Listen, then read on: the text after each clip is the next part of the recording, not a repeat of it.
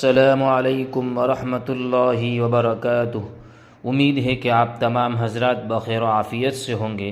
آپ تمام حضرات کی خدمت میں ایک بہت ہی بہترین دعا لے کر حاضر ہوا ہوں جو بدن کی سلامتی کے لیے ہے۔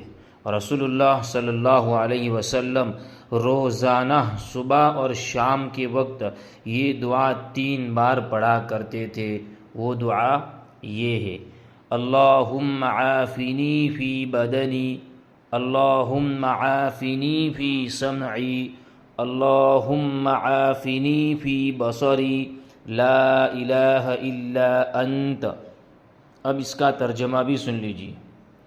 اے اللہ میرے بدن کو درست رکھیے، اے اللہ میرے کان عافیت سے رکھیے، اے اللہ میری آنکھیں عافیت سے رکھیے۔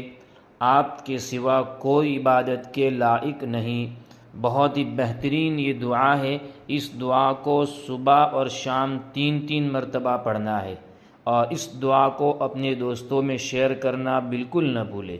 اور ایسے ہی مزید ویڈیو دیکھنے کے لیے آپ ہماری چینل نورانی باتیں کو سبسکرائب کریں تاکہ ویڈیو اپلوڈ ہوتے ہی سب سے پہلے نوٹیفیکیشن آپ کو مل جائے۔ اللہ تعالی ہم سب کو اس دعا کو پڑھنے کی توفیق عطا فرماوے، آمین۔